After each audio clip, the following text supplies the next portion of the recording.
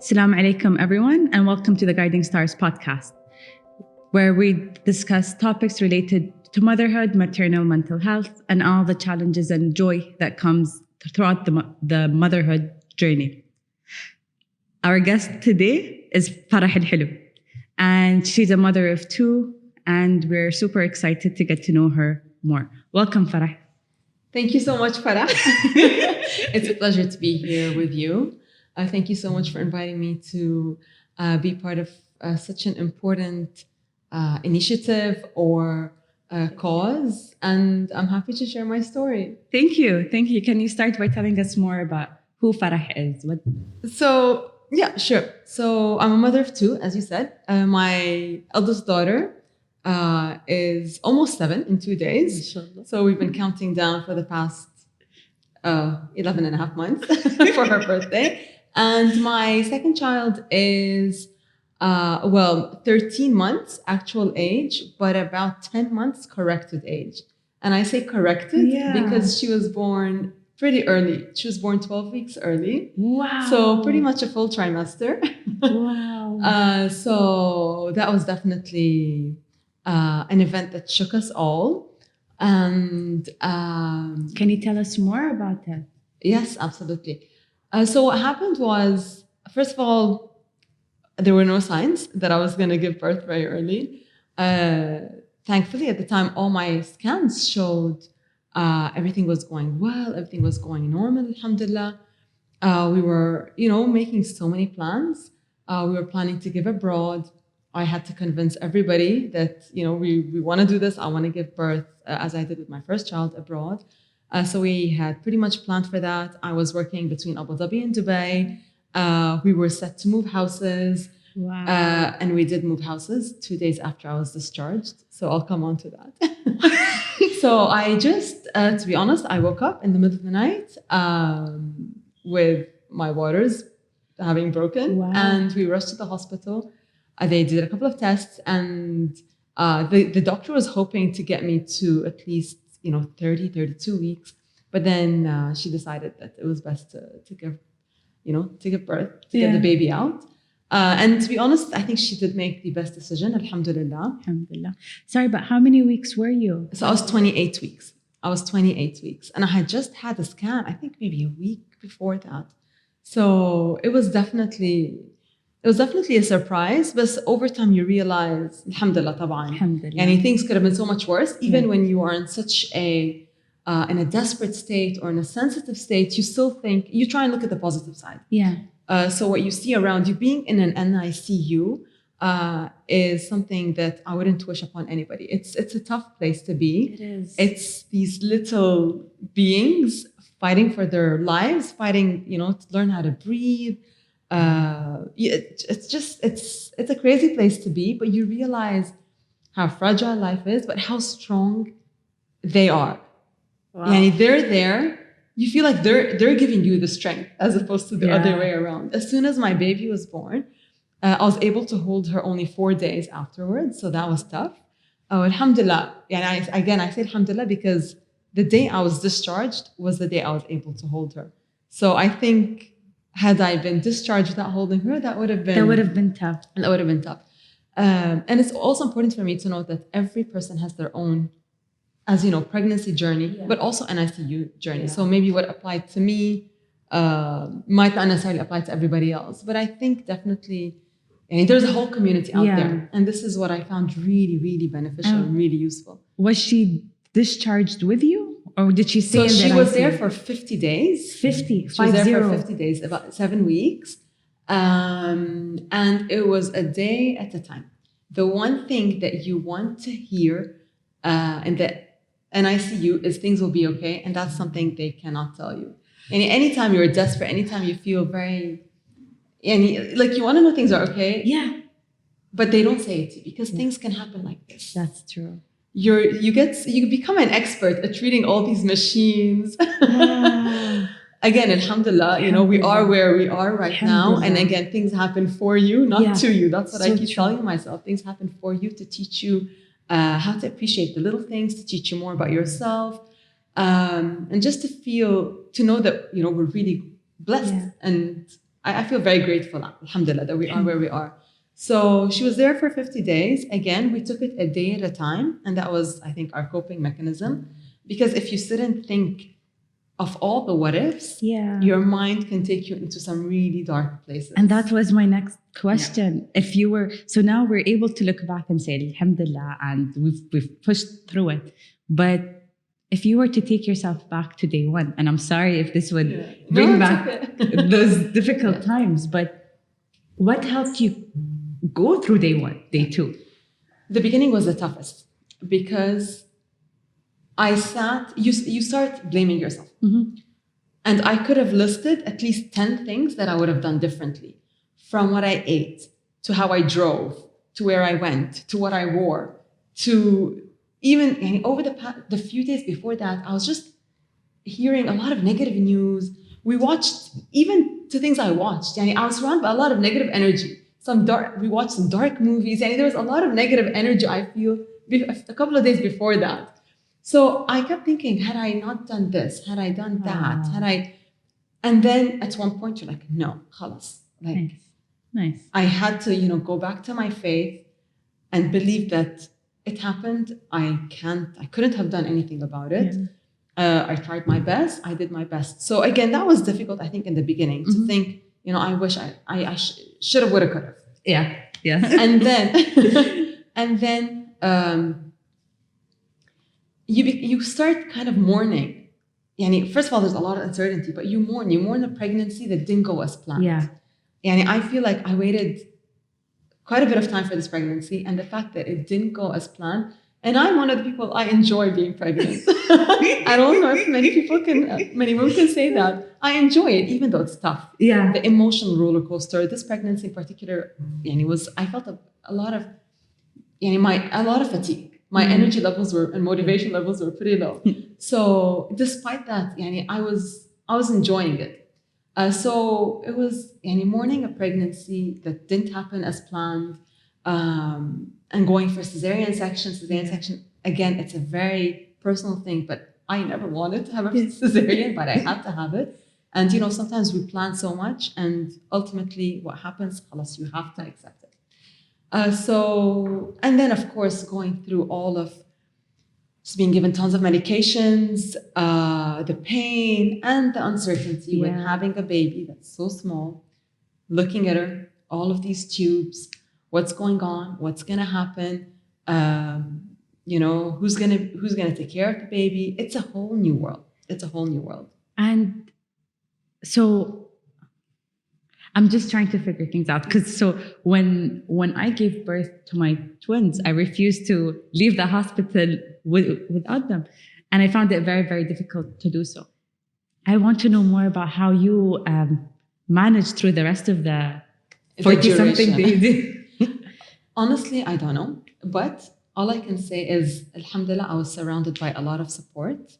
So my husband was really, he lifted me up, I think. We lifted each other up throughout all of this. But he's very optimistic in general. And even in the beginning, he would say, we have to accept people are, like, they don't know should they say mabruk or not. But we have to say mabruk to ourselves. We were blessed with a girl. Yeah. Okay, she came early. She was in a rush to come. But still, we are blessed. Alhamdulillah, we have to say mabruk. And I didn't see it that way. What do you mean mabruk? No. Yeah. No, it's not something to celebrate right now. So he was looking at it from a different angle. But he was so supportive. Alhamdulillah, I think with time, when we realized she was, again, things were up and down, but when she was a bit more stable, that was when I'm like, okay, I'm starting to see the light at the end of the tunnel.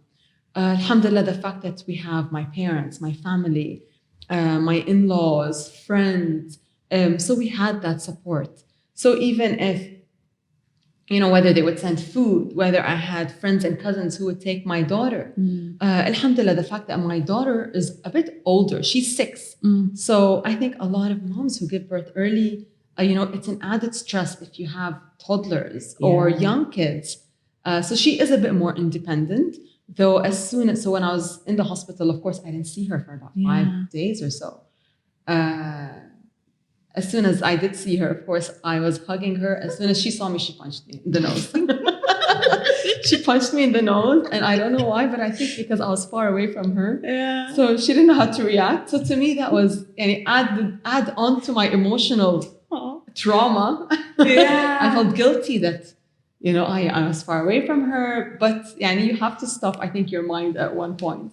And it's important to realize when our mind is taking us down that path and how to kind of limit it, and hold yourself back. Absolutely. And you know what, Farah?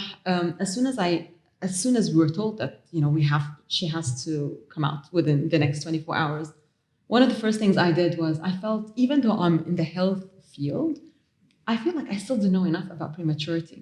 So even when I was in the hospital, I went on Amazon. I ordered a couple of books on prematurity. I felt I needed to empower myself with more knowledge, because with knowledge you feel like you need a sense of control. Yeah, and at least you're so aware. Much was out of my control. What was in my control was a few things, and this is again what helped me cope. So reading and knowing more, talking about it with people who have been through this, and I'll come back to that. Taking care of my own body.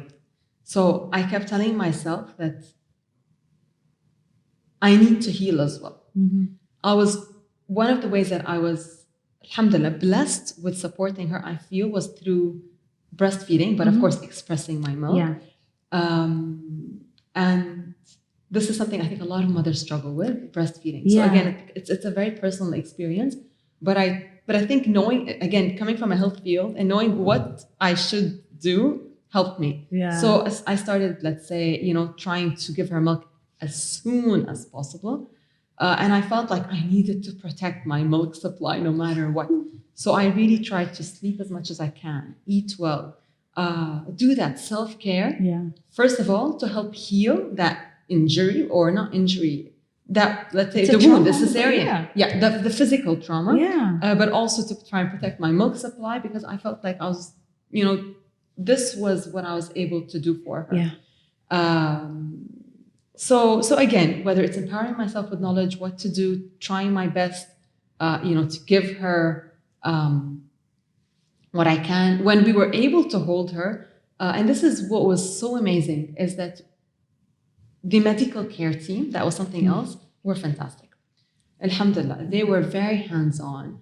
And from the beginning, we felt comfortable. Of course, there is a lot of anxiety still there at the time, but we felt comfortable with the healthcare team, and they would always promote kangaroo care or skin to skin. Yeah. So it really helps these little tiny babies grow, whether it's developmentally. It helps them stabilize their breathing, because they're learning how to breathe. They're learning how to regulate their body temperature. So that kangaroo care was also something me and my husband would look forward to, and it gave me that peace. And of course, hopefully it gave her all of the positive health aspects. So again, being surrounded by the healthcare team that was very, very hands-on and encouraging us to be there, encouraging us, to hold her, sing to her, talk to her. Were you able to see her after you were discharged on a daily basis? So we would visit every day. I was working at the time. I was working part-time in Abu Dhabi and in Dubai. So alhamdulillah, I was grateful that I was able to stop working. Okay. I was teaching here. So even while I was in the hospital, after the cesarean section, I sat trying to do the handover, Basically those few days, the 4 days, even though I couldn't see my baby, I was very emotional. But my mind was really preoccupied, because we were in the middle of moving houses. So we had to rent our apartment. So we had real estate agents coming into the hospital. I was busy, doing the handover. So I was on my laptop, crying in between. So we were able to visit her every day. And again, alhamdulillah, the fact that we live maybe 10, 15 minutes away from the hospital. So I would do, let's say, a morning shift. By the time my daughter was back from school, go back home, spend time with her. Sometimes I would go back at night. Usually my husband would do, a couple of hours at night. And then I would call them. I still have the NICU number on my, on my favorite list. I cannot. I can't move it. We're still in touch. We're still in, they were my family. Yeah. They were my family for those 50 days. For those 50 days, to be honest, I felt like I isolated myself from the whole world. I was in my own bubble. I was constantly messaging family and friends, of course. I was taking a few calls, but I felt like I need to protect my mental state and my physical state. I needed to be in that bubble. In a way, I didn't believe what was happening to me, what was happening to us, of course, as a family. But my energy levels were so low. I needed to protect my energy. And I needed to be in my safe zone. So for me, it was really home, hospital, hospital, home. Wow. So I could have driven to the hospital with my eyes closed because we kept going back and forth. But I had my routine. Yeah. And again, I was between, seeing the doctors and speaking to them and holding her and then expressing every, That 2 on hours. itself is And then going back. And so it was just like this. Question.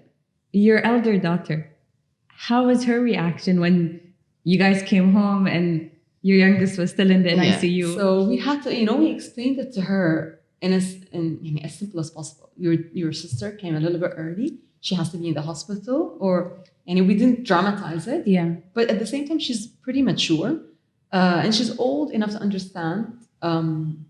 This is what it is. So we would tell her that the doctors are taking care of her. She has to be there for a little bit. We don't know until when. She would ask. I want to see my sister. Yeah. We would try and show her photos, but not with all of the machines and all of that. Yeah. I think we waited a few weeks, to be honest. I think we waited a few weeks until we were able, to show her a proper photo. At one point, it was her birthday, actually. We did take her to meet her sister. So she was from the glass. I was with the baby. My husband was with my daughter. That's cute. So she was doing okay. And we tried as much as possible, not to show her. When I was upset, we didn't want her to get affected so much, because kids have a different way of showing it. So, and she doesn't show her feelings so much, and I was worried that she would take it out on something else. You know what I mean? That would affect her. And by the way, actually, the school, so many things happened that for those few months. Before I gave birth, 10 days before I gave birth, I had a car accident. And that was one thing. So I would keep thinking, did that have anything to do with it? It wasn't a mild one, but it wasn't a severe one. So it was somewhere, and the car, pretty much, it was damaged. Okay? So it was a bit of a hard shock. Yeah. So she was with me. So she was traumatized from that car accident. And then, me going maybe into early labor. And then moving houses. So her teachers did notice those few months that she was a bit quieter. So it might have been an accumulation of these things. So, but she's okay. And we tried our best. We would speak to her. We would read, she would draw, let's say, like drawings for her sister. We would take photos and show it to her. So we tried to involve her, but keep her distant at the same time. I don't know if that makes sense. It's still building that bond, that sisterly bond between them. Yeah, 100%. And now, how old is your youngest? So the baby is, let's say, a year. She's a year. Yeah, and alhamdulillah, she's doing well. We always have to keep in mind that, all babies, no matter when they were born, even term babies, they grow at their own pace. They grow at their own rate. You know what I mean? I was, I think, pretty obsessed with my first child. Being maybe, again, with the first child, you're very paranoid. You're like, okay, did she hit that milestone? I was living by the book, and she was a very by the book baby. This one, I'm like, I don't care about that book. Whatever she does, alhamdulillah, I'm happy. The doctors would, give me confidence, tell me if something needed further assessment, we would do these assessments. Other than that, I went with her at her own pace. Very beautiful. And that really is very relaxing. Yeah. In a way, you're like, I don't need to worry as long as the doctors, are comfortable. And then, of course, COVID came. So our doctor visits, unfortunately, in the beginning particularly, weren't as... We might have missed one or two. But I would get the okay from the doctor that it's okay not to come in person. Yeah. Had it been something urgent, of course, the doctor would have been like, no, you need to be here. To be honest, we were living the COVID life before COVID. So when she was discharged early December, we had a stock of masks in the house. We had a stock of, sanitizer. Because this is what we would do, even the ICU, we would wear masks. They're so fragile. And they always, the nurses, they kind of freak you out, but it's unintentional, but they want you to be extra careful. Yeah. So, we would constantly sanitize our hands and wear those masks. So when COVID did hit, it wasn't that unusual for us. But of course, there was a bit of anxiety in terms of, her lungs are not as mature. So even though we were, in the house, that was kind of a blessing for me. Yeah. Because even before COVID, I was actually worried about the flu. I was very worried that my daughter would get the flu from school. So when they were at home, for me, that was a relief. That, okay, not only, I don't have to worry about the flu or COVID.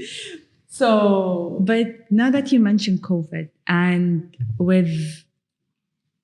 at the early months or days even of COVID, when the whole lockdown happened and things kind of went silent, how was your experience so having a support system is incredible, but with the limitations that COVID brought with that kind of support, how did that go? Look, to be honest, for me, if we talk a bit about the mental health aspect of it, during the hospital, so when the baby was in the hospital, I felt like I was, trying to keep so strong. I struggled when she was discharged. So when she was discharged and I was left all alone to care for this tiny baby. So in the beginning, we did get some nurses because I was just really worried. I don't hold babies.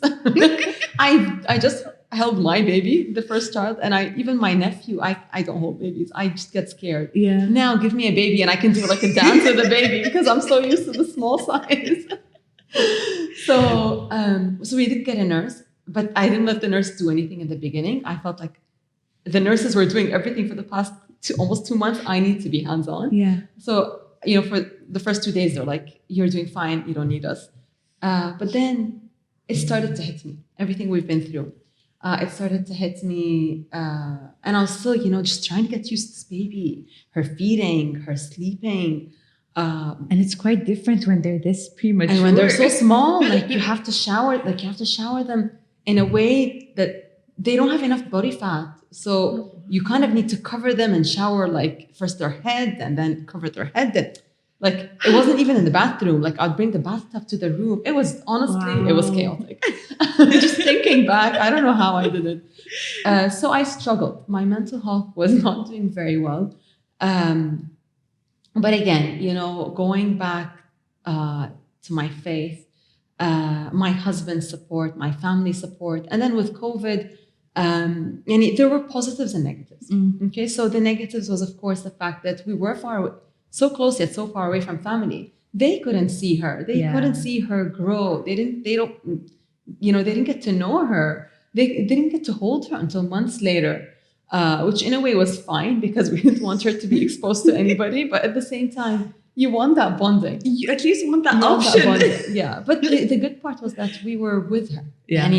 We were all, even my husband, who should have been at work, was also with her. So we were all together. I was there the whole time. I didn't have to go back to work. I was doing work online. So there were some positives in that aspect as well. And of course, there was, I think, just like everybody else, that worry that, what if one of us gets COVID? Yeah. What's going to happen? But again, there are what ifs, so many what ifs. We did what we could. Just like when she was in the hospital, we did what we could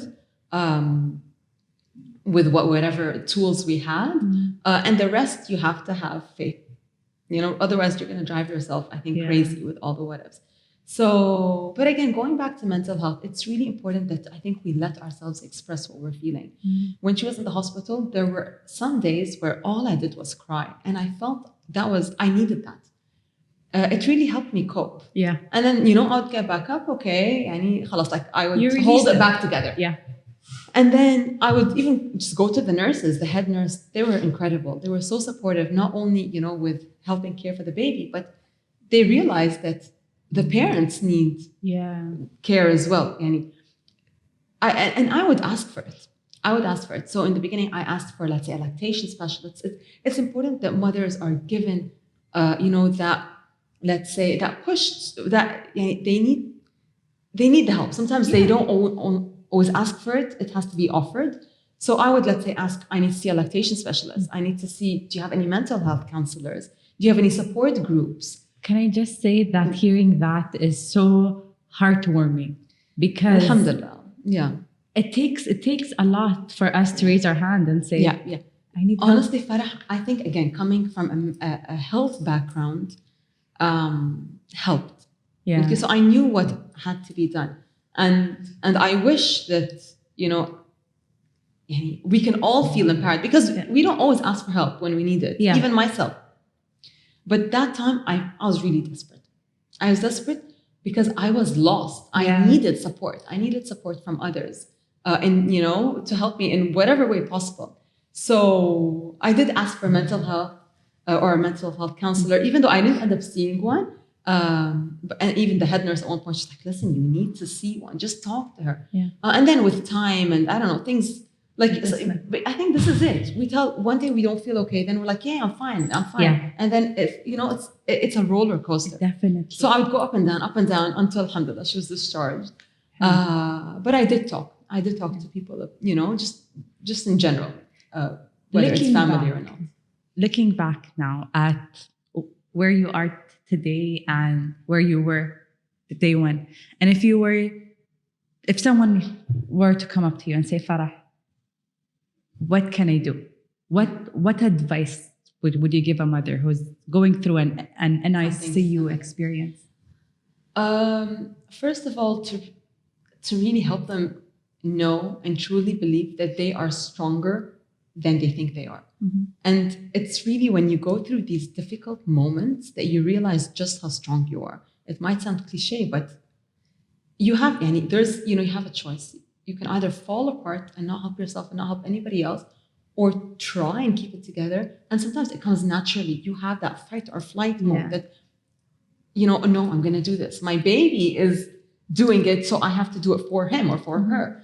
So to really help other mothers truly understand and know that they are strong, to show them that there's a whole community. So, there are a lot of Facebook groups. There's the Small and Mighty Facebook group for mothers, for parents of premature babies in the UAE. Nice. So there's a whole community. 1 out of every 10 babies is born prematurely. So, and prematurity is anywhere before 37 weeks, so 36 weeks and before. So it's very, very common. So, again, helping, mothers, helping parents, letting them know that there's a lot of support out there, encouraging them to, delegate, to try to seek the help, to seek the support, whether it's with other kids or, work or, honestly, there's so much, and to give them the confidence, and as I mentioned, support, but there's only so much you can do. You know what I mean? So it's important that we leave our trust in the medical care. Yeah. The doctors and the nurses who are working, all the time, overtime. True. And they've seen so many different cases. They've seen so many, and, and also to be part of the medical team. Yeah. Because I would always talk to the doctors, see, okay, what can we do? What is happening with her today? Did this happen? And with the nurses as well, because the nurses are the ones who are super hands-on with the baby. So it's really important as well for parents to be involved as part of the medical care team, because that will also give them at least, the ability to control, to try and, there's only so much you can control, but comfort. That comfort, exactly, that comfort.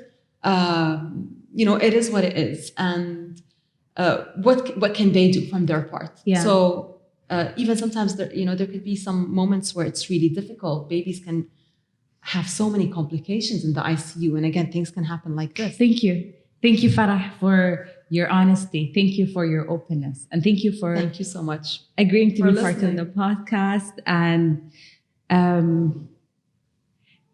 helping us realize that we have it in us.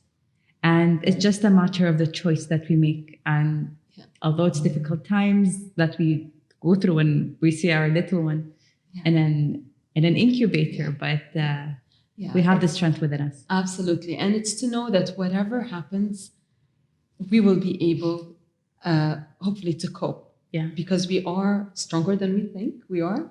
And we are surrounded by a lot of people who genuinely care and who genuinely want to help.